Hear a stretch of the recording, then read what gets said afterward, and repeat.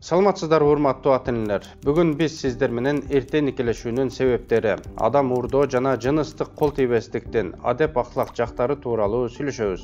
Ошондой эле кыз ала качуу салтына баа беребиз. Үй бүлө адамдын жашоосундагы эң маанилүү баалуулуктардын бири. Бардыгы ушундай табигый сыяктуу сезилет. Сүйүп калуу, үй бүлө куруу, балалуу болуу, аны татыктуу адам кылып тарбиялоо, андан кийин неберелерди күтүү. Бирок бүгүнкү күндө тагдырларды эле эмес, ошондой эле жаштардын өмүрлөрүн талкалаган учурлардын саны өсүп жатат. Эрте никелешүү, катталбаган никелер, кыз ала качуу учурлары, негизинен зомбулук менен жана анын жыйынтыгы катары ажырашуулар, толук эмес үй бүлөдө чоңоюп жаткан балдар жана башка учурлар байкалууда. Эрте никелешүү кыздардын физикалык дагы, психикалык дагы ден соолугу үчүн узак мөөнөттүү терс кесепеттерге ээ. Бүткүл дүйнөлүк саламат сактоо уюму дал ошол эрте никелешүү 15 жаштан 19 жашка чейинки курактагы кыздар арасында өлүмдүн жогорку пайызына алып келип жаткан оорлошкон кош бойлуулуктун себеби болуп саналат деп эсептейт.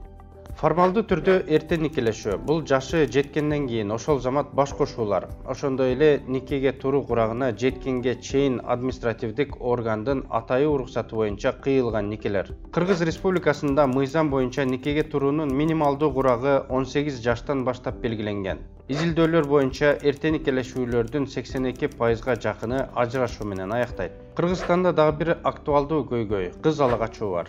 Республикада жыл сайын 15 миңге жакын кызды ала качышат. Алардын дээрлик жарымы ала качып келгенден кийин бир нече сааттын ичинде зордуктоого дуушар болушат жана анын жыйынтыгында аларды никеге турууга мажбур кылышат. Адатта күйөө өзүнүн достору менен кыздын макулдугусуз ала качышып, күйөөнүн үйүнө алып келишет. Ал жерде күйөөнүн туугандары уурдалган кызды тынчтандырып жана аны өзүн уурдап келген адамга турмушка чыгууга көндүрүүгө аракеттенишет. Бүгүнкү күндө кыз ала качууну этникалык кыргыздардын салты катары деп көпчүлүк адамдар жаңылыш ойлошот. Бирок бул кыздардын үстүнөн болгон зомбулуктун заманбап түрү. Анткени аны тандоо укугунан зомбулук колдонуу аркылуу ажыратышат. Ал аны физикалык жактан жана социалдык статусу боюнча күчтүүрөөк болгондор башкара турган буюм болуп калат. Кыз дайыма күчкө салып никеге мажбурлуу түрдө тургузуудан баш тарта ала тургандыгын билүүгө тийиш. Анткени кыздын үстүнөн болгон зомбулук кылмыш жообуна тартылат. Бүгүнкү күндө салт бул эркектин дагы,